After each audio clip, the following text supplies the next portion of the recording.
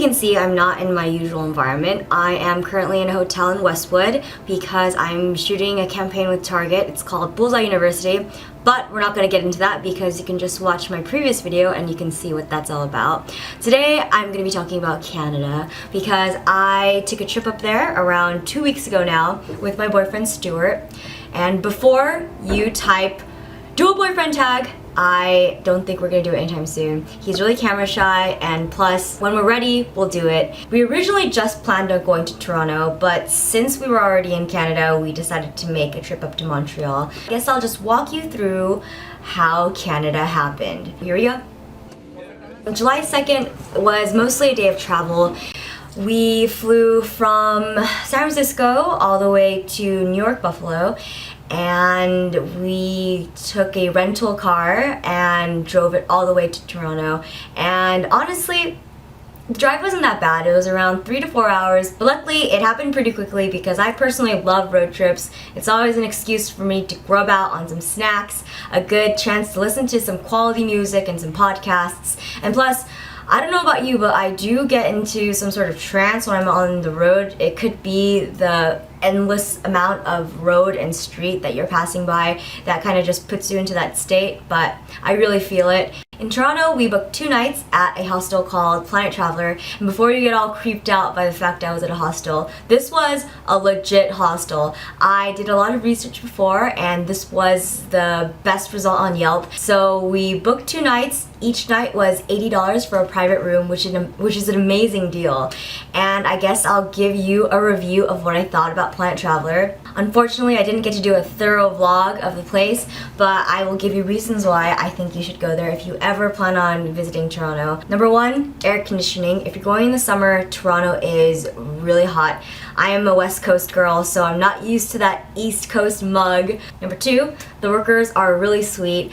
I think the girl who helped us was named Yafa. I hope that's her name. She was really sweet. She gave us a tour of the entire place and was overall just really gracious. Number 3, since it's a communal environment, there are a lot of people that are hanging out in the kitchen, in the recreation room, I suppose, up in the rooftop. So if you're traveling alone, this could be a good opportunity for you to meet somebody. I know when I was eating breakfast, someone just came up to me and was like, "Hi, I'm Andre. I'm from Romania." So it was really awesome meeting a lot of different people. Number 4, the rooms are spotless, super clean. They have these really fresh white sheets that are really clean, and you just feel good and not grimy at all, falling into the sheets every night. If you're ever traveling to Toronto, I highly recommend this place. This is why I'm doing this review. I'm not being sponsored by them at all. I just had a really good experience and I wanted to share with you. So that's first day, mostly just travel and just getting to know the general area.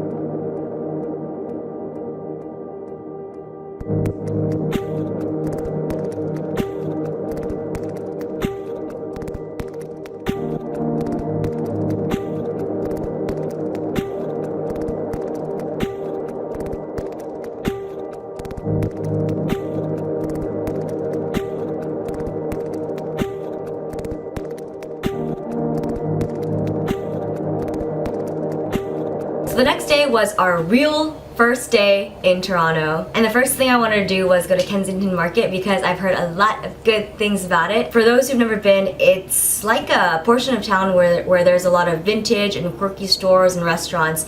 I think I went to around 5 or 6 vintage stores until I was all thoroughly vintaged out. And I'd say it's like a combination between Melrose and the Rose Bowl flea market because the prices can really range. You can get something for $2 or you can get something for $100. I mean, there is a big range, but for the most part, most things are priced from, I would say, like $10 to $40. So it's no different from shopping at a regular retail store, but you can find a lot more unique pieces.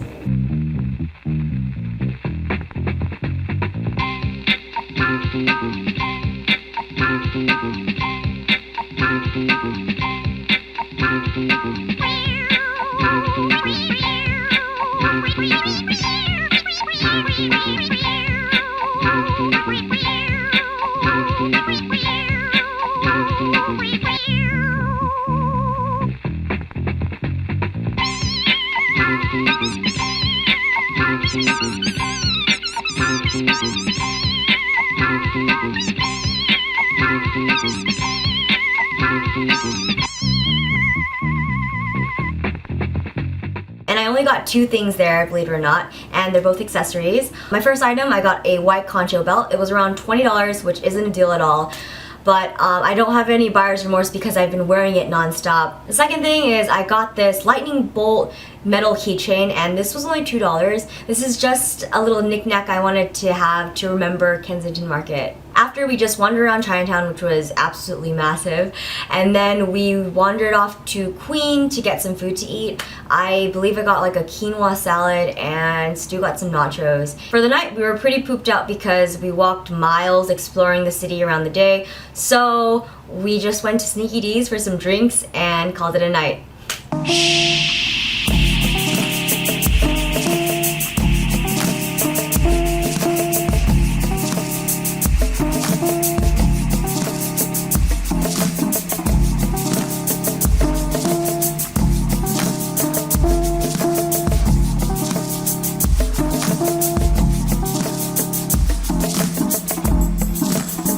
So I spent 4th of July with some native Canadians, Danny and Bianca. Danny contacted me before I went to Toronto asking me if I wanted to shoot with MTV Fora, which is basically MTV Canada. And of course I said yes. She is actually the editorial manager of MTV Fora, so it was really awesome meeting her. She's also one half of the blog and online shop, Castor and Pollux. The other half of Castor and Pollux is Bianca, and she's the one who actually photographed the shoot. And I'll leave a link of their blog down below in case you want to check it out. So Danny showed us a quick tour of the MTV/Much Music office, and then we started shooting.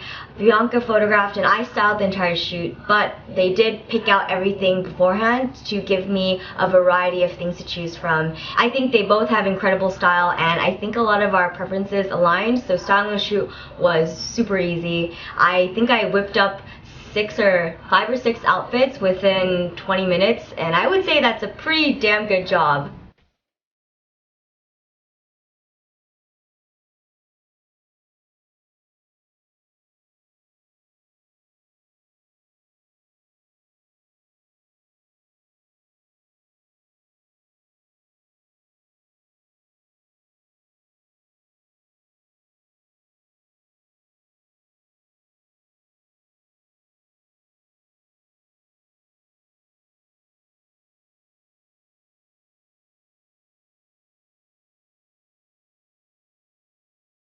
You can see the pictures from the shoot at fora.mtv.ca, and I'll also put the link down below just in case. We're actually doing a giveaway of some jewelry on my Instagram, which is at I'mJenn. You can go over there and see what the rules are. They're really, really simple, so go check it out. After the shoot, Danny and Bianca took us to Ossington, and we went to a really cool brewery called Bellwoods Brewery, and it's this adorable restaurant with an incredible outside patio, and you can kind of somewhat escape the muggy temperature, and the beer just really helped cope with the weather. I believe I got the Roman Candle, which is an IPA, and usually I go for Belgian beers, but I thought I'd try something new. After, they treated us out to Joey's, which is a restaurant in, I forget the name of the area, but it's kind of like the Times Square of Toronto. But we went there, had amazing food. I forgot what I had, but Stuart had the lobster grilled cheese, which was so good. It was pretty late by the time we got back to the hostel, and we just went to bed. I think we watched a movie, maybe. We had to save up our energy because we were going to Montreal the next day, and Montreal will be to be continued for my Montreal. And so yeah, I'm actually gonna break it up into 2 parts. I've been talking literally all day today, so I'm probably gonna get some rest. But yeah, make sure to check the Instagram for the giveaway, and I will see you guys in the next one. Bye.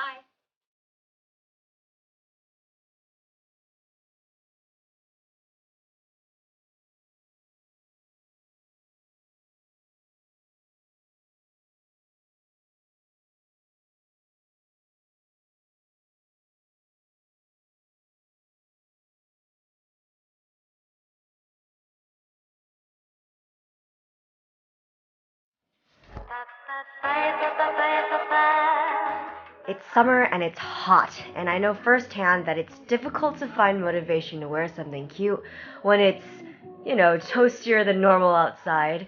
It's tempting to just go out in something boring, but you don't have to do that. You can still look really put together and refreshed despite the gnarly weather. Wearing a two-piece matching set is one of the easiest ways to look really put together and fancy with the least amount of effort, because when you break it down, the two pieces are just a skirt and a top, and they come off more formal because they match and they're the same color and the same print. So people will think that you've spent a lot more time coordinating the outfit when in reality you were just really lazy.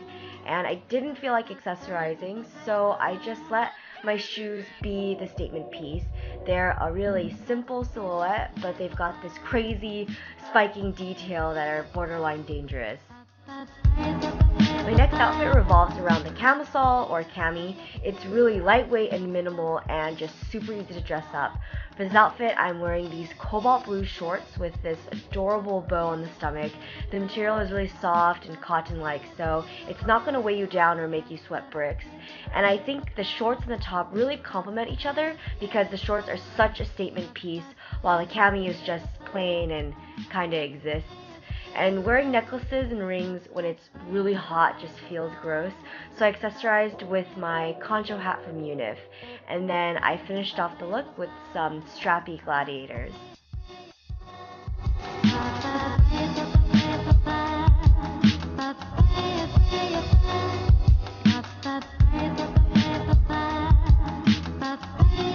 A band tee is something that's just really easy to slip in and out of.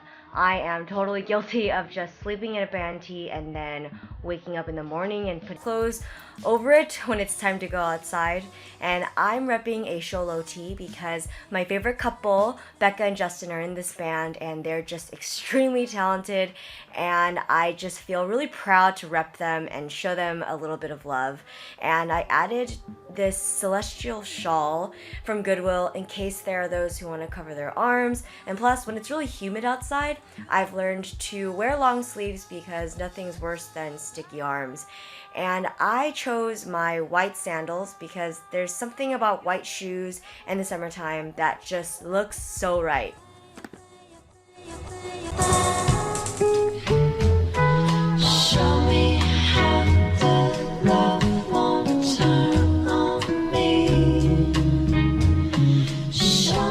My last suggestion is to just wear a dress. Summertime dresses are just really fuss-free and you'll feel every fresh breeze while wearing them. I chose this white dress with this beautiful blue detailing because it kind of has like a Dutch feel to it, doesn't it? And it just looks very feminine and effortless, and the embroidery on the chest and the back just takes this dress to the next step of girliness, and I love it. This is something that I totally wear to a botanical garden or just running around doing errands. It's really versatile and I just think it's wonderful.